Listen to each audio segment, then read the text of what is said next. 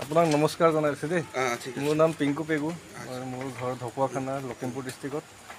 আৰু মই আজি গুৱাহাটীলৈ বিশেষ এটা ইণ্টাৰভিউৰ কাৰণে আহিছিলোঁ।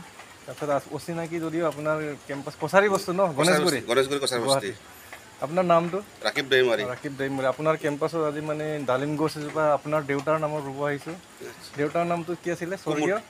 স্বৰ্গীয় কুমুদ দৈমাৰীৰ আত্মাৰ সদগতিত ৰুব আহিছোঁ।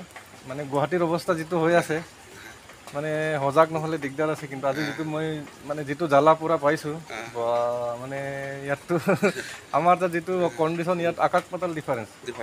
সেইকাৰণে মইতো দিনক দিনে গছ ৰুওঁ। আপোনাৰ কেম্পাছতো বিশেষটো বৰ্ণনা নকৰোঁ, ৰাতি হ'ল, আপোনাৰো ইমাৰ্জেঞ্চি হয়, বৰষুণো দি আছে। এই ডালিম গছজোপাৰ জৰিয়তে আপোনালোকৰ সপৰিয়াল গোটেই এৰিয়াটো ভাল হওক বুলি মই ভগৱানৰ ওচৰত প্ৰাৰ্থনা জনাইছোঁ। আৰু আপোনালোকৰ মংগল হওক, আৰু দেউতা য'তেই নাথাকক তেওঁৰ আত্মা মানে সদগতি হওক, আৰু তেখেতে য'তেই নাথাকক তেওঁৰ মানে আত্মাটো শান্তি হওক আৰু ধুনীয়াকৈ ৰুই দিয়ক দেউতাৰ নাম। আৰু ল'ৰা ছোৱালীক কিন্তু গছ ৰোৱাটো প্ৰেক্টিছ কৰাব। আপুনিতো ইফালে ৰুইছে বুলি কৈছিলে, কিন্তু ল'ৰা ছোৱালীকো শিক্ষাটো দিব নহ'লে মানে হয় নেকি?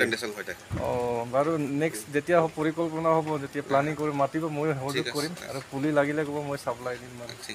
মোৰ অভিযানটো একচুৱেলি শিক্ষা, পৰিৱেশ, শান্তি আৰু একতা। এতিয়া মিচিং বড়ো বুলি নাই, চবেই সকলোৱে মিলি থাকক সকলোৰ শান্তিৰ কাৰণে আৰু পৃথিৱীৰ কাৰণে মানে। ঠিক আছে, থেংক ইউ। ৰুই দিয়ক ধুনীয়াকৈ।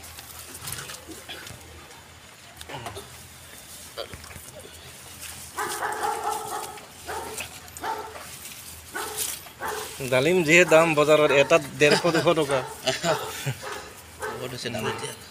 আৰু দেউতাও নিশ্চয় আত্মাটো শান্তি পাব। আৰু আপুনি এনেকুৱা অচিনাকি যদি মোক সহযোগ কৰাৰ কাৰণে বহুত ধন্যবাদ। কাৰণ গুৱাহাটীৰ কণ্ডিশ্যনটোতো বহুত বেয়া, কোনো মানুহে সোমাব নোৱাৰে ক'বলৈ গ'লে, অচিনাকি মানুহ। ঠিক আছে, ধন্যবাদ দেই। ভালকৈ প্ৰতিপালন কৰি ডাঙৰ দীঘল কৰিব। ঠিক আছে, অঁ, সেইটোৱে আৰু উদ্দেশ্যটো।